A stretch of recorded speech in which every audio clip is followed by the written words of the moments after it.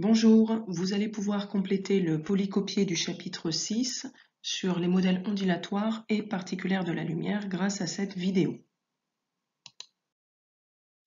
Alors, il y a deux modèles qui existent pour expliquer la propagation de la lumière. Donc, le premier que nous allons voir, c'est le modèle ondulatoire de la lumière. Donc, le modèle ondulatoire considère que la lumière est une onde. Et ça n'est pas n'importe quelle onde, c'est une onde électromagnétique. Alors une onde électromagnétique, c'est une onde qui va mêler un champ électrique, d'où le nom de électro, et un champ magnétique, d'où le nom de magnétique. Et ces deux champs coexistent et sont couplés. Donc on voit ici par exemple sur la petite illustration que vous avez un champ électrique qui est ici et un champ magnétique qui est ici. Donc sur l'axe qui est horizontal et qui est en rouge. Donc on voit que ça change parce que ces champs sont constamment en train d'osciller. Ce sont des champs qui oscillent. Alors pour les voir en mouvement, j'ai une petite animation dont j'ai mis le lien dans la description où vous allez voir le champ électrique et le champ magnétique qui sont couplés, qui bougent ensemble, qui oscillent ensemble et qui vont constituer une onde électromagnétique et dont la lumière en est un exemple, avec une certaine longueur d'onde précise.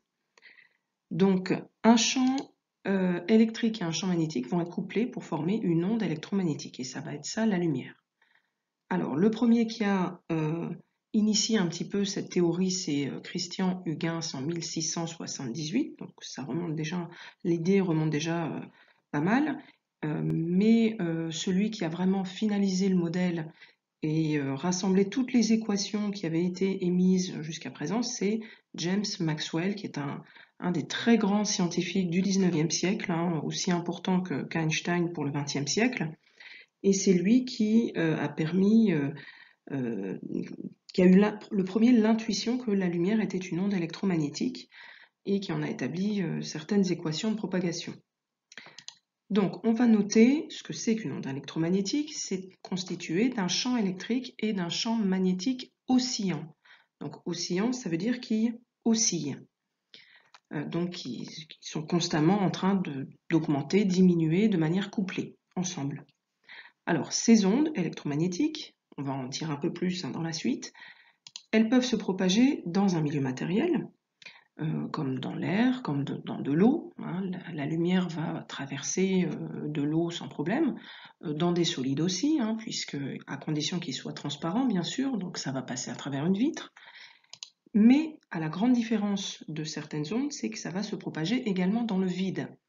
Donc le milieu matériel n'est pas une condition pour qu'il y ait propagation, contrairement aux ondes sonores. Hein, les ondes sonores, en fait, pour qu'elles puissent se propager, comme vous avez pu le voir en secondes, elles ont besoin d'un milieu matériel avec de la matière, des atomes ou des molécules qui vont vibrer, donc qui vont osciller aussi. Hein, ça va être le support de l'onde sonore. Et elles vont à chaque fois, dans leur petit mouvement, pousser leur voisine, qui va elle-même pousser leur voisine, etc., de proche en proche. Et on va avoir cette onde qui se propage. Mais pour les ondes sonores, pas de matière, pas de propagation. Tandis que pour les ondes électromagnétiques, ce champ électrique et magnétique se propage très bien dans le vide. Alors la célérité, donc la célérité, c'est ce qu'on appelle la vitesse de propagation. Donc cette vitesse dans le vide, elle est de 3,00, si on veut donner un peu de précision dans les calculs qu'on fait avec ça, fois 10 puissance 8 mètres par seconde. Alors cette vitesse, ça doit vous dire peut-être quelque chose, ça correspond à la vitesse de la lumière. Ah oui, puisque la lumière, c'est une onde électromagnétique. Donc la lumière se propage à cette vitesse-là, mais toutes les ondes électromagnétiques également. Donc on verra les infrarouges, les ondes radio, les rayons X, toutes les ondes électromagnétiques vont se propager à cette même vitesse dans le vide. Alors c'est quand même une vitesse bien plus importante que la vitesse des ondes sonores, hein, puisque on est à 300 millions de mètres par seconde, hein, c'est-à-dire 300 000 km par seconde. Attention, hein, donc en km/h, on est à peu près à 1 milliard de km/h. Un peu plus d'1 milliard de km/h, donc ça se propage effectivement très vite. Alors, chaque onde électromagnétique va être caractérisée par sa longueur d'onde et sa fréquence. Et il y a un lien entre la longueur d'onde et la fréquence. Il y a une petite formule qui relie tout ça. Alors, la longueur d'onde, on le voit sur le schéma ici. On voit qu'ici, l'axe est gradué, enfin, il est noté Z, donc c'est bien une longueur. Hein, ça va être soit une abscisse, soit une ordonnée, soit une altitude, mais c'est bien une longueur. Et donc, la longueur précise, pas n'importe laquelle, celle qu'il va y avoir entre deux maximums, donc ici précisément. Alors, ça ne correspond pas à n'importe quelle longueur, hein, ça va caractériser un petit peu cette onde, va s'appeler la longueur d'onde. Et on va la noter, on va voir lambda, hein, donc c'est lettre grecque pour L. Alors attention à bien le faire dans ce sens-là et pas dans l'autre sens. Et ça va caractériser cette onde électromagnétique. Alors justement, cette longueur d'onde d'une onde électromagnétique, donc on a montré sur la diapo précédente à quoi elle correspondait exactement sur le champ électrique, et d'ailleurs pour le champ magnétique, c'est exactement la même longueur d'onde. Donc sa définition, c'est que c'est la longueur séparant deux sommets successifs, donc qui se suivent d'une onde. Alors ça peut aussi être deux creux successifs d'une onde, peu importe. Donc elle se note lambda, et comme c'est une longueur, elle s'exprime en mètres. Ça, c'est l'unité du système international et qu'on devra utiliser dans tous les calculs. Dans les calculs, la longueur d'onde, il faudra la convertir en mètres. Sauf que nous, on étudie très souvent les ondes électromagnétiques qui correspondent à la lumière, c'est-à-dire au domaine du visible. Et ces ondes électromagnétiques, comme vous le voyez en dessous, elles peuvent être comprises, on va voir après, entre 400 nanomètres et 750, 780, 800 nanomètres plutôt ici. Et donc on est dans l'ordre du nanomètre. Donc c'est un multiple qu'on utilise énormément. Donc il faut absolument savoir convertir très rapidement des nanomètres en mètres. Et pour ça, il suffit de retenir que 1 nanomètre, c'est 10 puissance moins 9 mètres. 9 nanos. Alors on utilise parfois aussi le micromètre. Hein. Donc le micromètre, 1 micromètre égale 10 puissance moins 6 mètres. Attention à l'écriture, hein, vous avez bien, c'est pas un U, il y a une barre qui descend, hein, et c'est la première, pas la deuxième, donc pour tracer la lettre mu. Alors, suivant cette longueur d'onde, donc les ondes électromagnétiques vont, comme il est écrit, se répartir dans différents domaines, et on a différentes utilisations de ce qu'on a réussi à fabriquer avec suivant la longueur d'onde des ondes électromagnétiques. Alors, toutes les utilisations, toutes les longueurs d'onde sont rassemblées dans ce qu'on appelle le spectre électromagnétique.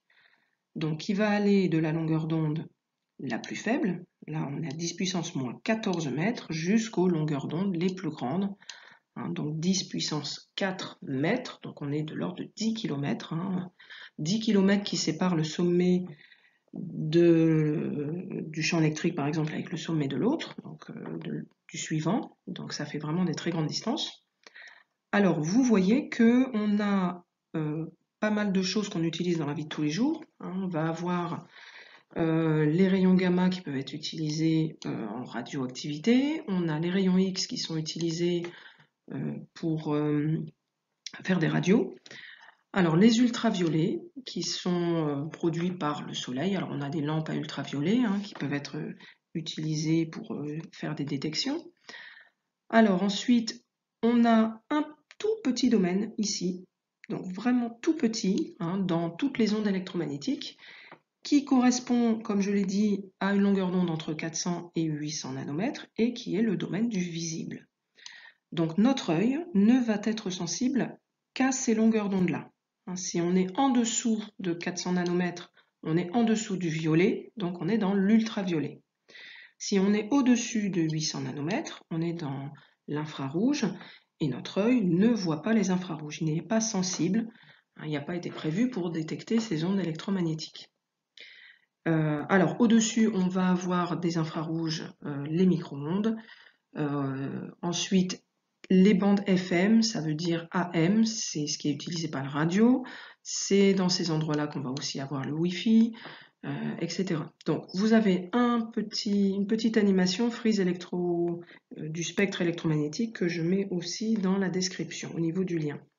Hein, vous avez une explication de chaque utilisation. Alors pour la petite anecdote, vous allez pouvoir mettre en pause et puis tester une petite expérience à la maison qui est assez amusante.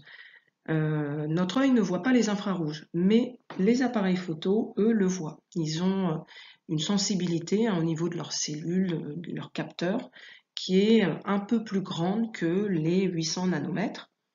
Et donc, les infrarouges sont utilisés par exemple par les petites diodes qui sont sur les télécommandes. Vous savez que quand vous allumez la télé, il y a une petite diode, il faut bien la diriger vers le téléviseur.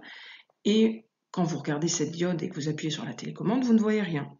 Et bien, observez cette diode avec l'appareil photo d'un téléphone et vous allez voir que l'appareil photo, lui, le voit. Il va voir la petite lumière alors que votre œil, lui, ne le voit pas.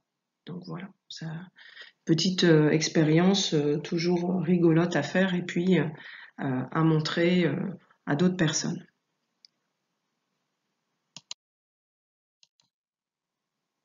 Donc, comme je l'ai dit tout à l'heure, et je crois que vous l'avez déjà noté, l'ensemble des ondes électromagnétiques sont rassemblées sur ce qu'on appelle le spectre électromagnétique et l'œil humain n'est sensible qu'aux longueurs d'onde comprises entre 400 et 800 nanomètres. Hein. Vous voyez ici la lumière visible. Alors vous voyez qu'il y a un arc-en-ciel parce que chaque couleur va correspondre à une longueur d'onde précise. Et les ultraviolets sont découpés entre des UVA, des UVB et des UVC. Les UVC étant les plus dangereux, hein, plus on s'éloigne et on diminue la longueur d'onde, plus ces rayons vont être dangereux. Alors donc, sur la page numéro 2, on peut compléter ce qu'il faut retenir, c'est que l'œil humain n'est sensible qu'à des ondes électromagnétiques dont la longueur d'onde est comprise entre 400 nanomètres. Donc 400 nanomètres, on est dans le violet, et le 800 nanomètres, donc on est dans le rouge. Alors, il s'agit du spectre visible, on appelle aussi ça le domaine du visible des ondes électromagnétiques. Hein. Et donc, chaque couleur de lumière est reliée à une longueur d'onde précise. Alors, les différentes longueurs d'onde, le jaune à 700 nanomètres, le bleu à 500, ne sont pas à connaître. Par contre, il y a juste deux couleurs à connaître, hein, c'est le violet à 400 nanomètres et le rouge à 800 nanomètres. Alors, comme je vous l'ai dit tout à l'heure, il existe une relation entre la longueur d'onde et la fréquence pour les ondes électromagnétiques. Alors, pour la notation, l'année dernière, vous aviez vu que la fréquence se notait F en électricité pour les signaux périodiques et les ondes sonores. Alors, nous, comme on est dans les ondes électromagnétiques, pour éviter de confondre toutes ces fréquences, on ne va pas noter la fréquence de la même manière. On ne va pas noter petit f, on va la noter nu dans l'alphabet grec. Alors la lettre nu ressemble beaucoup à la lettre V, mais ça n'est pas un V puisque ça n'est pas une vitesse. Donc il ne faut vraiment pas tracer cette lettre comme un V. Donc il faut la tracer, alors on fait un trait droit qui descend, et ensuite on fait un trait droit qui remonte, et on repart en arrière en faisant une sorte de petite boucle. Donc ça, c'est vraiment important de tracer cette petite boucle qui repart en arrière pour montrer que ça n'est pas la lettre V. Voilà, donc ça, on va beaucoup utiliser cette notation, donc il faut vraiment tracer la lettre correctement pour comprendre. Alors, la fréquence, sa définition, de manière générale, c'est valable aussi pour les signaux périodiques en électricité, ou pour les ondes sonores, ou pour n'importe quelle onde, elle représente le nombre d'oscillations par seconde. Alors, c'est-à-dire, elle va se mesurer en Hertz, donc symbole grand H petit z. Donc, par exemple, si je prends une fréquence de 20 Hertz, ça veut dire que l'évolution temporelle, dans l'évolution temporelle, on aura 20 oscillations par seconde. Donc, 20 motifs de la courbe, 20 morceaux de la courbe hein, qui permettent de retrouver la courbe quand on les superpose les uns à la suite des autres. Donc, j'en aurai 20 sur une seconde. Alors ça va être lié à la période. Hein. Rappelez-vous, l'année dernière, la période grand T, c'était la durée d'un motif en secondes. Donc, si par exemple j'avais un motif, donc un morceau de la courbe qui dure 0,5 secondes, ça veut dire que sur une seconde, je mets 2 motifs. Donc la fréquence sera de 2 Hz. Et on voit que 2, c'est l'inverse de 0,5, hein, ou 0,5, c'est l'inverse de 2. Donc on avait cette relation que vous aviez vue l'année dernière, qui était que la période était l'inverse de la fréquence. On avait grand T égale 1 sur F. Hein, et bien là, on va avoir la même chose entre la fréquence d'une onde électromagnétique nue et la période de cette onde électromagnétique. Hein, on va en avoir besoin tout à l'heure. Donc, je vous l'ai dit, pour les ondes électromagnétiques, la fréquence se note nue. Donc, attention là, dans l'écriture, ce sont des caractères d'imprimerie, donc ça ressemble vraiment à un V. Hein, mais on voit ici qu'on a un début de boucle qui remonte en arrière, donc il faut vraiment bien insister dessus. Et elle va s'exprimer en Hertz. Alors, pour trouver la formule entre la longueur d'onde et la fréquence, on va on va la démontrer assez facilement en reprenant une formule que vous devez connaître, qui est celle de la vitesse. La vitesse, c'est une distance divisée par un temps. Alors, pour une onde électromagnétique, la vitesse, elle va être notée C. C'est la célérité, donc c'est une constante, 3 fois 10 puissance 8 mètres par seconde. Et la longueur d'onde, en fait, lambda, ça correspond à la distance qu'elle va parcourir sur une période grand T. Donc la longueur d'onde, c'est une distance. La période grand T, c'est une durée, donc c'est un temps. Puisqu'une onde électromagnétique va avoir deux périodicités, puisqu'il y a la longueur d'onde qui est la longueur entre deux sommets consécutifs. Et comme ces sommets représentent le champ électrique maximum, ce champ électrique il diminue, il réaugmente, il diminue, il réaugmente, et ça prend un certain temps entre deux maximums du champ électrique. Et ce temps, cette durée, correspond à la période.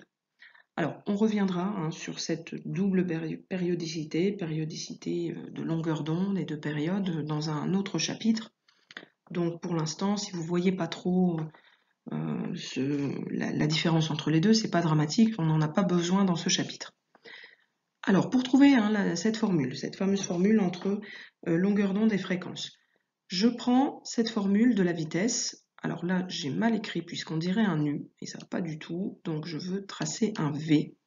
C'est la vitesse V, donc il faudrait rectifier sur votre polycopier, qui est égale à la distance divisée par la durée, donc delta T. Delta T, c'est une durée, c'est le temps à l'arrivée moins le temps au début. Et je vais remplacer par les grandeurs dans mon cas. Donc ici, la vitesse, elle va se noter C. La distance, c'est la longueur d'onde lambda. Et la durée, c'est la période grand T.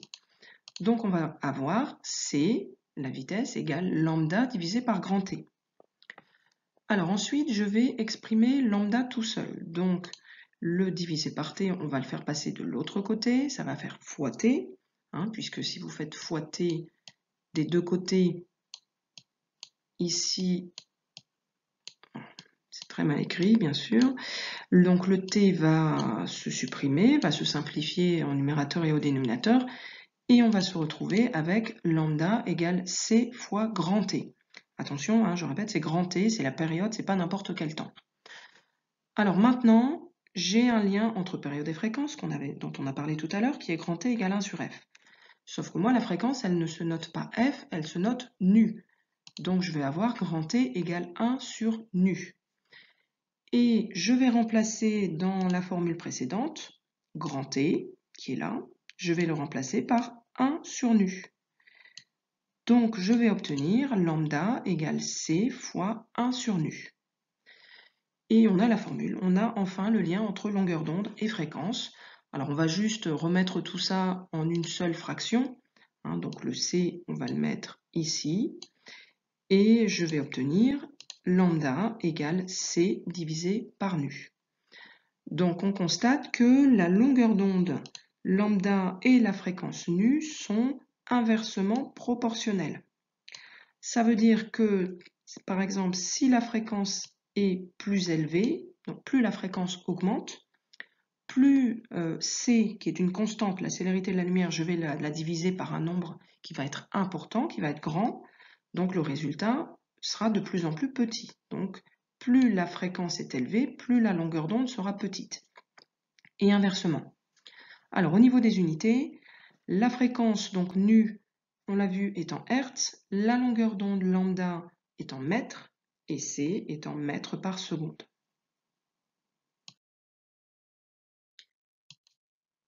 Alors voilà pour le modèle ondulatoire de la lumière. Donc ce modèle ondulatoire, c'est le premier qui a été établi. Et on avait des équations qui avaient été formulées par Maxwell qui expliquaient énormément de phénomènes, dont par exemple les interférences, la diffraction, que vous étudierez en terminale si vous continuez la spécialité. Donc on avait quasiment tout, on était vraiment bien content, et le problème c'est qu'il y avait quelques phénomènes qu'on n'arrivait pas à expliquer à la fin de ce XVIIIe siècle, début XIXe, qui étaient par exemple ce qu'on appelle la catastrophe ultraviolette et l'effet photoélectrique. Alors la catastrophe ultraviolette, on en a parlé en TP, hein, je ne vais pas revenir dessus. Alors je vous encourage à regarder la vidéo de Y penser sur cette catastrophe ultraviolette, donc je vais mettre le lien en vidéo, hein, c'est vraiment très bien expliqué. Alors ensuite, on a l'effet photoélectrique. Donc l'effet photoélectrique, vous avez une petite illustration en dessous. On a une plaque métallique, donc un métal, dans lequel on envoie de la lumière. Donc il va être, on va voir sous forme de photons, et on constate que cette lumière va arracher des électrons. Alors les électrons, ça va être le support du transport de l'électricité. Et donc vous avez de la lumière qui va permettre de produire de l'électricité. Donc ça, cet effet photoélectrique, en fait, va être utilisé pour la production d'électricité par les cellules photovoltaïques, c'est-à-dire les panneaux solaires. Et donc c'est Albert Einstein qui a expliqué cet effet photoélectrique et qui a eu le prix Nobel de physique en 1921, donc par rapport à cet effet photoélectrique. Donc le début de l'explication de ce modèle particulier a commencé dans les années 1900. Donc le premier, c'est Max Planck, qui était vraiment un mathématicien qui a essayé d'expliquer ces expériences que le modèle ondulatoire n'expliquait pas avec une hypothèse qui était que l'énergie ne pouvait s'échanger entre la lumière et la matière que par paquets, et qu'on avait des échanges d'énergie qui ne pouvaient pas prendre n'importe quelle valeur, mais qui étaient quantifiés. Alors, on a cette notion de quantum, qui était né. Alors, c'est pas lui qui a donné ce nom, mais c'est d'autres scientifiques derrière. Donc, au pluriel, on dit des quanta. Donc, ça, c'est un reste de déclinaison latine. Alors après, donc j'en ai parlé en 1905. Albert Einstein explique l'effet photoélectrique avec cette idée de quantum et une structure particulière de la lumière, dont on a donné un nom pour ces petits grains de lumière qu'on va appeler des photons. Donc pour expliquer certaines expériences que le modèle ondulatoire de la lumière n'expliquait pas, on va supposer que la lumière, donc d'ailleurs chaque rayonnement électromagnétique, va être constitué de petits grains de lumière, donc on va appeler des photons, et on va avoir un nombre entier de photons. On ne peut pas avoir un demi-photon, et chaque photon va posséder une petite énergie qui va être égale à un quantum d'énergie. Donc on va noter tout ça ici. Donc chaque rayonnement de lumière est constitué d'un nombre entier de photons possédant chacun une énergie égale au quantum d'énergie. Donc l'énergie d'un photon, donc d'un seul photon, donc l'énergie d'un rayonnement, c'est multiplié par le nombre de photons. Donc elle va être liée à la fréquence de l'onde électromagnétique au niveau de la lumière, et cette relation, ça va être que l'énergie égale H nu, c'est-à-dire H fois nu. Donc E, c'est une énergie, et l'énergie, elle a pour unité dans le système international le joule, donc symbole grand J.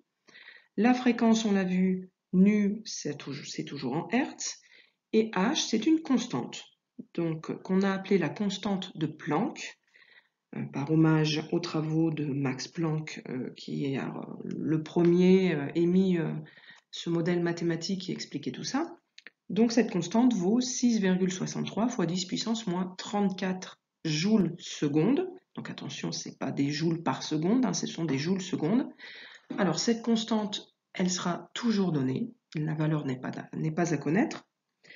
Et cette relation s'appelle la relation de Planck-Einstein. Alors là, l'énergie s'exprime en fonction de nu, mais on peut aussi l'exprimer en fonction de lambda, puisqu'il y a une relation entre lambda et nu. Donc on a montré tout à l'heure qu'on avait lambda égale C sur nu.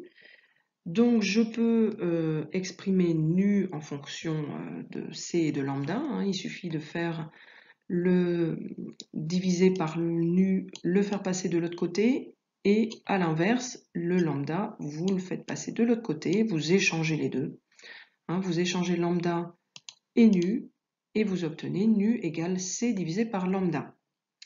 Donc je remplace la fréquence nu dans cette expression par ici C divisé par lambda, et je vais obtenir que grand E égale HC divisé par lambda. Donc H fois C divisé par lambda. Alors j'ai remis la formule de l'énergie d'un photon, donc E égale H fois nu, et E égale HC divisé par lambda.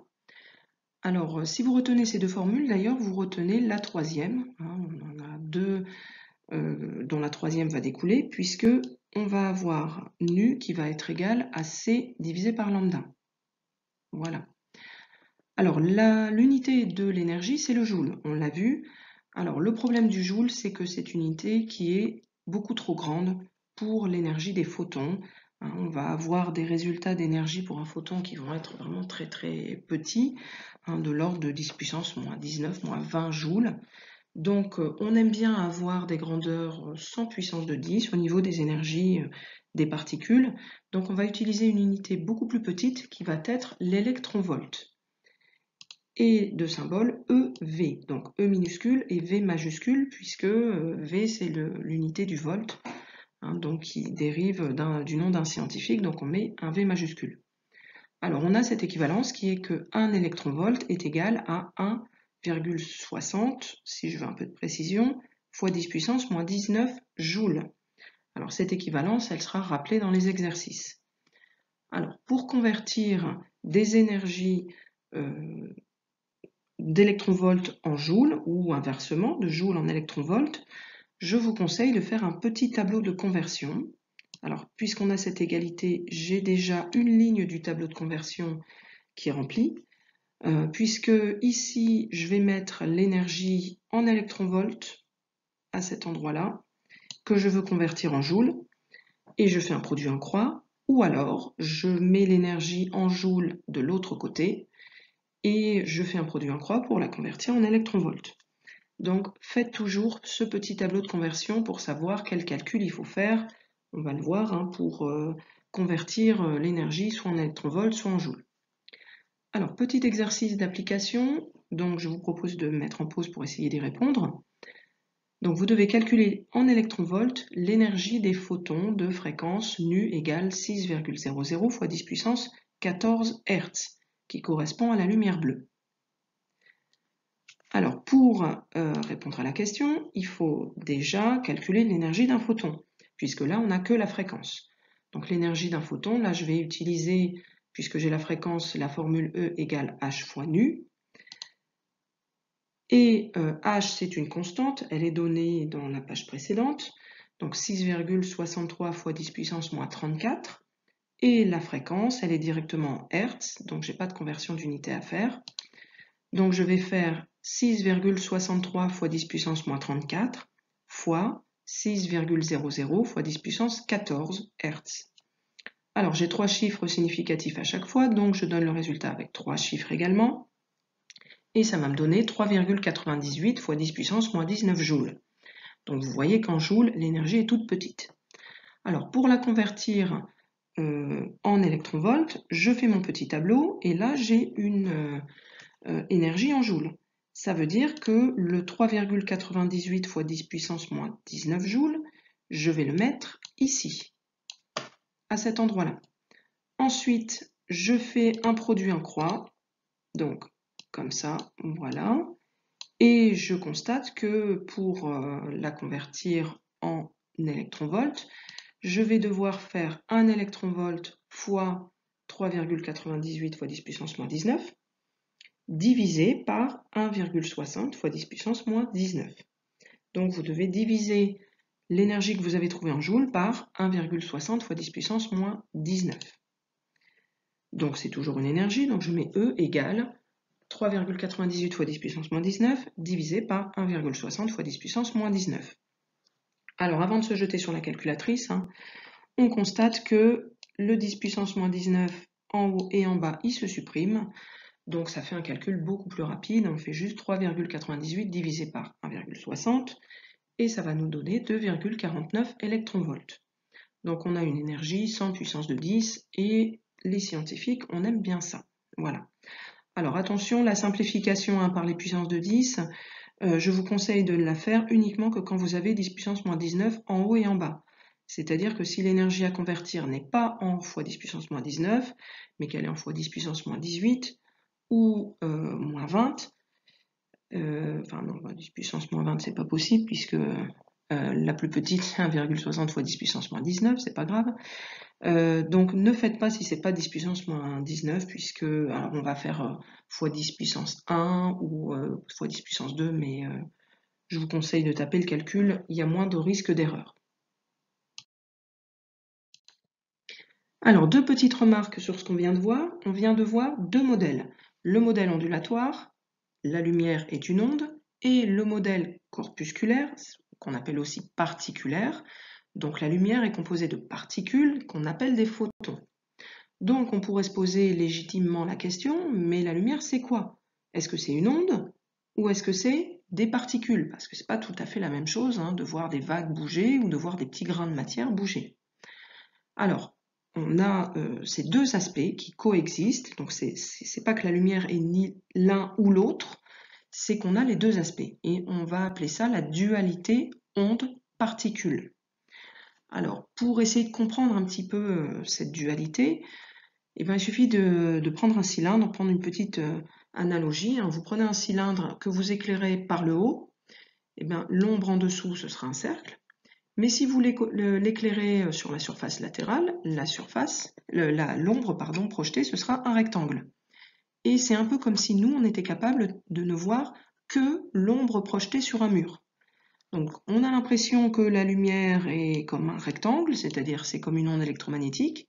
Et puis de temps en temps, si on la considère comme des particules, ça explique beaucoup mieux certaines expériences. Et on est en train de se poser la question, est-ce que la lumière c'est un rectangle ou c'est un cercle?